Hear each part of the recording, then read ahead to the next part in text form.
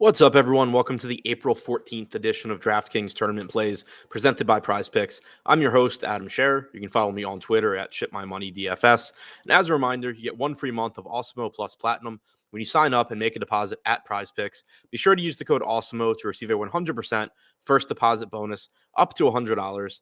We have a decent-sized, I think, six-game MLB slate tonight. 6-game MLB slate starting at 7:05 on DraftKings. One kind of overarching thing to say about baseball quickly that is going to come up in this video, and so I kind of wanted to touch on it now. There's a lot of situations, especially on your 3, 4, 5, 6-game slates, where the best stacks to target, or some of the best stacks to target, are also going to be facing some of the best pitchers to target in tournaments when you're talking in terms of players being underowned.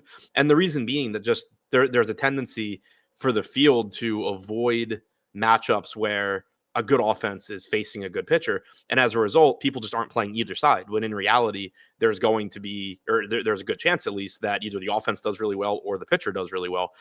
So that's something where, like as slates get bigger, it's not going to be the case as frequently just because there's more options to choose from. But it is something that really stands out about tonight's slate. So just wanted to touch on that and kind of clarify a little bit, because it's going to sound weird throughout the rest of the video when you think in terms of pitchers facing teams and liking both sides. So kind of wanted to just touch on that. But now to take a look at 3 of the top tournament stacks and 3 of the top tournament pitchers on DraftKings using the top stacks tool and the top pitchers tool on Awesemo.com, starting with the stacks. Coming in at number 3, the Detroit Tigers have a 7% chance of being the top scoring stack.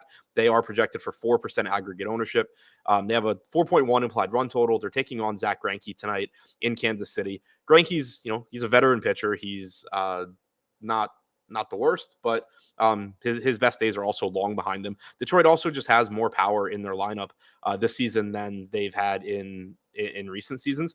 We had Javier Baez scratched the other day, so don't know if he'll be in the lineup tonight, but if he is, we know he has some power. Austin Meadows added some power to this team. Jonathan Scope has power. Akil Baddoo has power. They have Torkelson, up in his rookie year. You have some speed with Victor Reyes. So it's a little bit higher upside team than we've had in the past as well.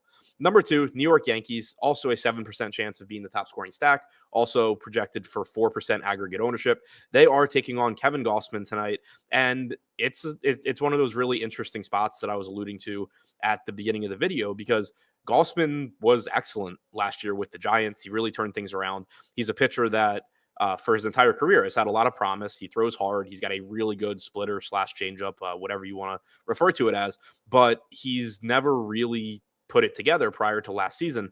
And now he's coming back to the American League East. He's on the Blue Jays after spending the bulk of his career in Baltimore. So, you are getting out of San Francisco, the most favorable place to pitch. You are going up against a very dangerous Yankees team. And there's also a concern with Gossman. I'm very interested to see how he looks early on in the season, because one thing when he was with Baltimore that I'm very aware of, being an Orioles fan, is that you could actually at times predict if Gossman was going to have success based on who was catching, because his splitter is so effective, but he really wouldn't rely on it unless he had a specific catcher that knew to just call that pitch, basically in fastball counts, and really rely heavily on it. Obviously, whatever they did in San Francisco last year worked, but I'm just a little hesitant on Gossman with him going to a new team.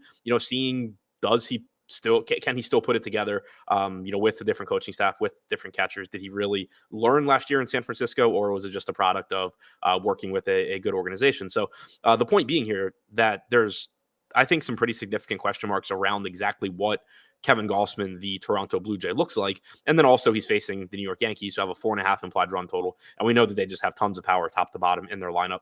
And then number 1, coming in as the top stack in tournaments, the Los Angeles Angels have a 10% chance of being the top scoring stack. They're projected for about 7% ownership, taking on Dane Dunning tonight of the Texas Rangers.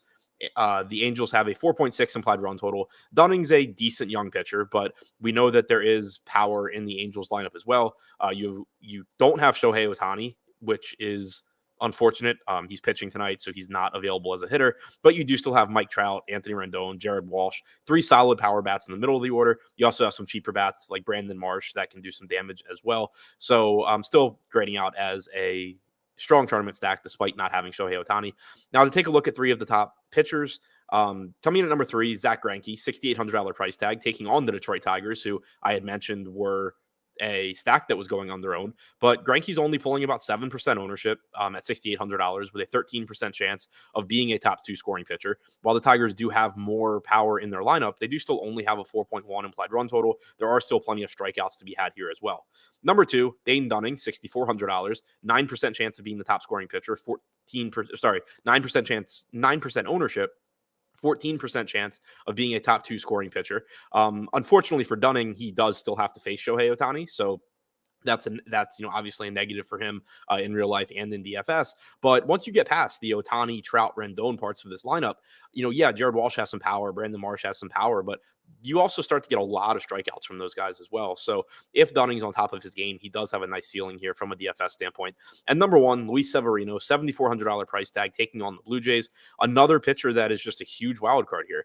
Severino, he's a very talented pitcher when healthy, but he has dealt with his share of injuries over the last couple of seasons. And now he's got a really dangerous matchup against the Blue Jays, who have a decent amount of guys in their lineup that are good at making contact. And on top of that, just a ton of power top to bottom in this lineup. So very risky spot for Severino, but also a cheap price tag and not pulling as much ownership as he deserves. So to recap, the top 3 tournament stacks on DraftKings as things currently stand: number 3, Detroit Tigers; number 2, the New York Yankees; and number 1, the Los Angeles Angels.